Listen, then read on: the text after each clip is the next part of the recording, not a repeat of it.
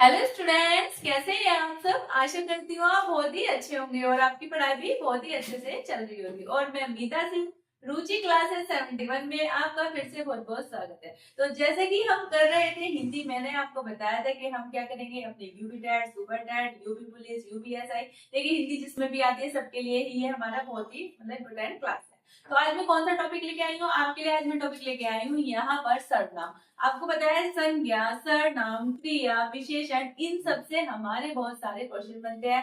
समास, अलंकार, इन सब से भी हमारे आए दिन क्वेश्चन बनते रहते हैं और एक नहीं 2 से 3 क्वेश्चन बीच से हमारे बन जाते हैं। तो चलिए अपना टॉपिक स्टार्ट करते हैं। आज हमारा टॉपिक कौन सा है? हमारा टॉपिक है आज सर्वनाम। तो देखिए सर्वनाम क्या होता है। सर्वनाम क्या है? संज्ञा के स्थान पर, संज्ञा के स्थान पर प्रयुक्त होने वाले शब्द को हम सर्वनाम कहते हैं। कैसे? देखिए अगर मैंने कहा सीता जाती है, ठीक है, सीता खाना बनाती है, सीता ये करती है, वो करती है, तो आप थोड़े से बोर हो जाएंगे। यानी कि मैं बार बार सीता सीता सीता बोलूंगी ना तो वो अच्छा भी नहीं लगता। तो मैं क्या कहूंगी, सीता खाना बनाती है, वह बाजार जाती है, वह ये काम करती है, तो ठीक लगता है। लेकिन अगर आप बार बार एक ही बंदे का नाम बोलेंगे तो आप इरिटेट हो जाएंगे, आपको सुनने में भी अच्छा नहीं लगेगा और ये वैसे भी अच्छा नहीं लगता। तो इसीलिए उसके स्थान पर हम क्या यूज कर लेते हैं, उसके स्थान पर हम यूज करते हैं सर्वनाम का, ताकि हमारा जो वाक्य है वो अच्छा भी लगे और आपको सुनने में भी मजा आए। तो चलिए स्टार्ट करते हैं। आइएगा, देखिए तो मैंने सर्वनाम होता क्या है यार, संज्ञा के स्थान पर, संज्ञा के स्थान पर प्रयुक्त होने वाले शब्दों को हम क्या कहते हैं, सर्वनाम। जैसे कि यह, वह, इसका, उसका, ये सब क्या है, ये सब हमारे होते हैं सर्वनाम। तो देखिए सर्वनाम के भेद, क्वेश्चन हमारा ये आता है कि सर्वनाम के हमारे भेद कितने होते हैं। पहला क्वेश्चन ये आएगा हमारा, तो कितने होते हैं। तो देखिए सर्वनाम के हमारे 6 भेद होते हैं, यानी कि हमारे जो सर्वनाम है वो 6 प्रकार के होते हैं। अब यहीं से एक क्वेश्चन हमारा ये बनता है कि सर्वनामों की संख्या कितनी होती है, ये भी इंपॉर्टेंट होगी टॉपिक है। यहाँ पर देखिए क्वेश्चन कैसे बनता है, अब ये कंफ्यूज होने की जरूरत नहीं है। अगर आपसे पूछे यहाँ पर भेद, तो भेद कितने हो जाते हैं, भेद हो जाते हैं यहाँ पर हमारे 6। लेकिन वहीं पर आपसे क्या पूछे, सर्वनाम की संख्या, संख्या पूछे तो वो हमारी कितनी हो जाएगी, सर्वनाम की संख्या हो जाएगी यहाँ पर हमारी 11। अब देखिए 11 क्वेश्चन ये भी बनता है कि इनमें से मुख्य रूप से 11 होती है, लेकिन वैसे आप इससे भी ज्यादा हो सकती है।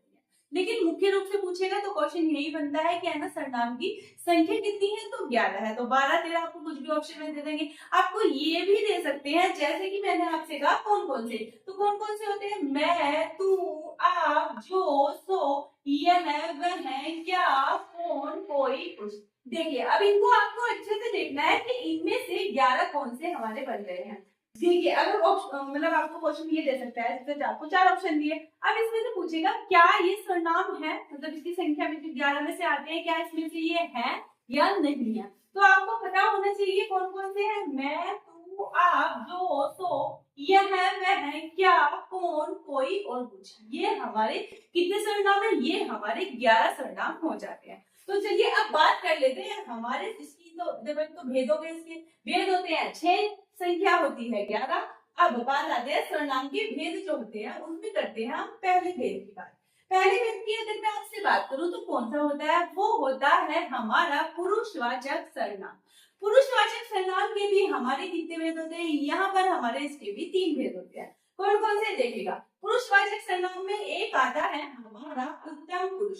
उत्तम पुरुष में क्या होता है, उत्तम पुरुष में अगर मैं आपसे बात करूं तो यहाँ पर वक्ता स्वयं के बारे में बात करेगा। जैसे कि आपको दिखाई कौन से वर्ड देंगे, मैं और हम, खुद के बारे में अगर बात करेंगे तो आप इसी चीज का यूज करेंगे। तो जहां पर वक्ता स्वयं के बारे में बात करेगा वहां पर हमारा हो जाएगा उत्तम पुरुष।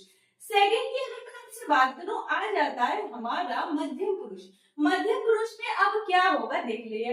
देखिए इसमें क्या होता है, किसी दूसरे के बारे में बात होगी। जहां पर दूसरे के बारे में बात करेंगे वहां पर आप क्या यूज करेंगे, तू, तुम, आप। दूसरे के बारे में बात करते हैं आप ये यूज करेंगे ना। तो यहाँ पर देखिए हमारे अगर पूछे पुरुषवाचक सर्वनाम के कितने भेद होते हैं, तो वो हमारे 3 भेद होते हैं। पहले पर आता है हमारा उत्तम पुरुष जिसमें वक्ता स्वयं के बारे में बात करता है। सेकंड की बात करूं तो आता है मध्यम पुरुष, यानी कि हम किसी दूसरे के बारे में बात करेंगे जिसमें आपको ये वर्ड दिखाई देंगे, तू, तुम और आप। और थर्ड नंबर की आपसे अगर बात की जाए तो हो जाता है हमारे यहाँ पर अन्य पुरुष। अन्य पुरुष जैसे कि आपको बताइए, अच्छा दो बंदे हैं, शादी में गए हैं किसी बर्थडे में, तो आप किसी तीसरे को देख के बात कर रहे हैं, तो वहां पर हो जाता है अन्य पुरुष, यानी कि आप किसी तीसरे के बारे में बात करेंगे। जैसे मान लीजिए शादी वगैरह में देख रहे हैं कि यार ये कौन है बंदा, यार तो मुझे पता नहीं, कहते उसकी बुआ का फलाना का ये लगता है, ठीक है, होता है ना। तो इसके मतलब हम लोग दूसरे बंदे को देखते हैं, दो बंदे किसी तीसरे के बारे में बात कर रहे हैं, तो इस तरह से वो क्या हो जाता है, वो होता है हमारा अन्य पुरुष। यहाँ पर आपको अगर ये वर्ड दिखाई दे, कौन से वर्ड, यह वह ये वे, कौन से वर्ड दिखाई देंगे, यह वह ये वे, वहां पर हमारा क्या हो जाएगा, अन्य पुरुष हो जाएगा। तो ये तो बात हुई हमारे पुरुषवाचक सर्वनाम की। अब सेकंड में अगर मैं आपसे बात करूं तो कौन सा आ जाता है, सेकंड नंबर पे आता है हमारा यहाँ पर निजवाचक सर्वनाम। निजवाचक, देखिए निज से क्या होता है, निज माने होता है अपना। देखिए क्या होता है, जिन सर्वनाम शब्दों का प्रयोग वक्ता स्वयं के लिए करता है, क्या करता है, जिन सर्वनाम शब्दों का प्रयोग वक्ता स्वयं के लिए करता है, यानी कि अपने बारे में।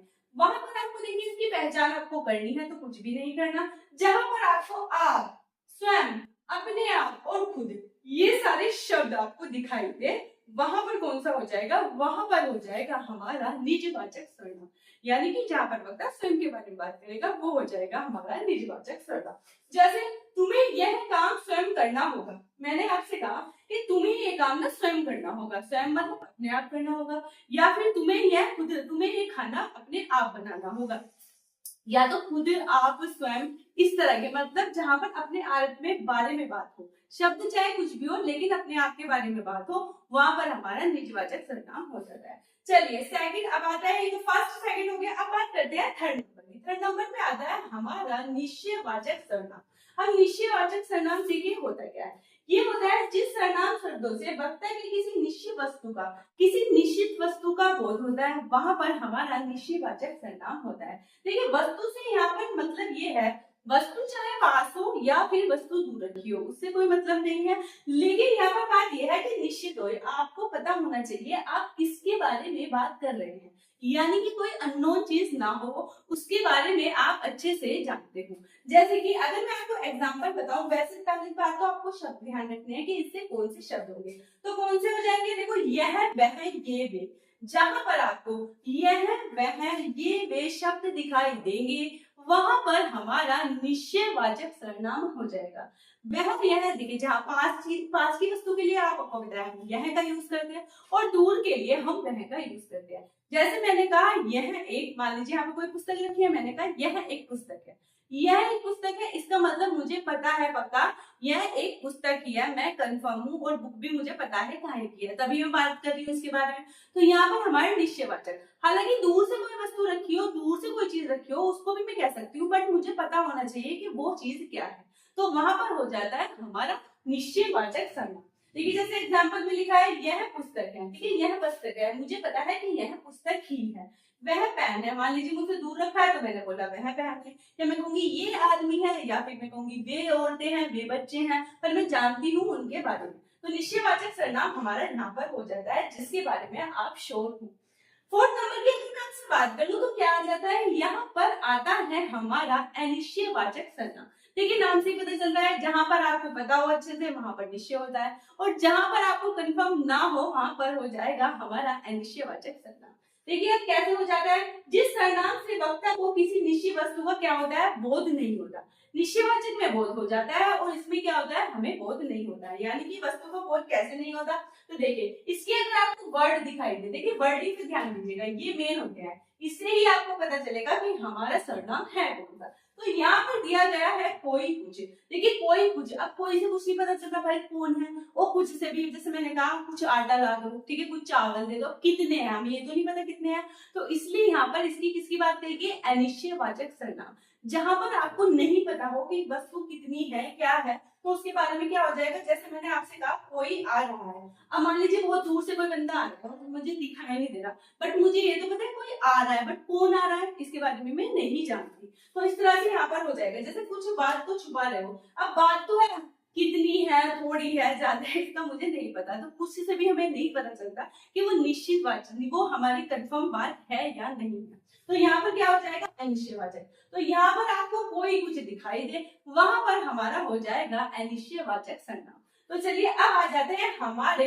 5th नंबर पर। ये होता है संबंधवाचक सर्वनाम। संबंध से आपको क्या पता चल रहा है, देखिए जिस सर्वनाम से दो व्यक्ति और वस्तु के बीच क्या होगा, संबंध स्थापित होगा। अब संबंध स्थापित कैसे होगा देखिएगा, जैसे मैंने आपको बताया, पहले तो वर्ड देख लीजिए यहाँ पर कौन कौन से हमारे वर्ड आएंगे।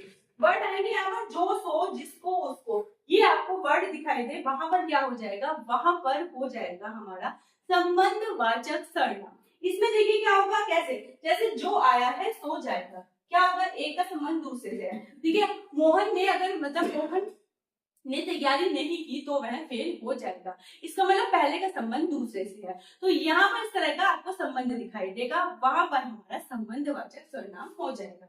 अब बात कर लेते हैं लास्ट नंबर की, जो आता है हमारा 6 नंबर पर। 6 नंबर पे कौन सा आता है, वो आता है हमारा प्रश्नवाचक सर्वनाम। देखिए जैसे नाम से ही पता चल रहा है क्या होगा इसमें, प्रश्नवाचक सर्वनाम में होगा क्या, प्रश्न करने के लिए जिन सर्वनामों का प्रयोग किया जाता है। अब वो प्रश्नवाचक वाक्य क्या होते हैं, यानी कि शब्द क्या होते हैं, वे होते हैं हमारे कौन, कहाँ, क्या। अगर इस तरह के आपको शब्द दिखाई दे, क्वेश्चन मार्क दिखाई दे, तो उसको देखते ही आप पहचान लेंगे कि यहाँ पर कौन सा सर्वनाम है, यहाँ पर हमारा प्रश्नवाचक सर्वनाम।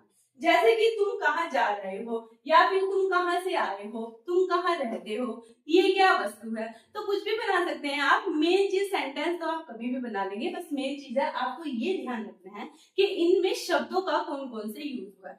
बस यही याद रखना है कि सेंटेंस जो भी कुछ आएगा आपको पता चल जाएगा कि यहाँ पर हमारा सर्वनाम है कौन सा। तो एक बार रिपीट करते हैं, तो देखिए सर्वनाम के कितने होते हैं, 6 होते हैं हमारे।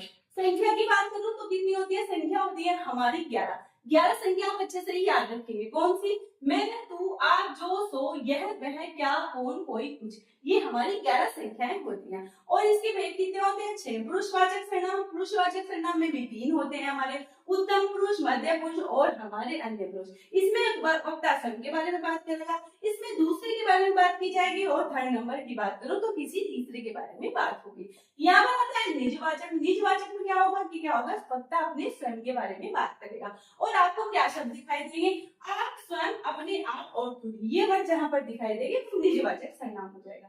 फिर आते हैं निश्चयवाचक पर। यहाँ पर क्या होगा, आपको निश्चित पता होगा कि वक्ता किसके बारे में बात कर रहा है। जैसे मैंने कहा आपको यह वह, ये चीज याद रखनी है, आपको याद क्या रखना है, यह वह ये, वो क्या हो जाएगा हमारा निजवाचक सर्वनाम। अनिश्चयवाचक में जिसमें क्या होता है, कोई कंफर्मेशन नहीं होता पूरी अच्छी तरह, तो कोई कुछ, जहां पर आपको कोई कुछ दिखाई दे वहां पर अनिश्चयवाचक हो जाएगा।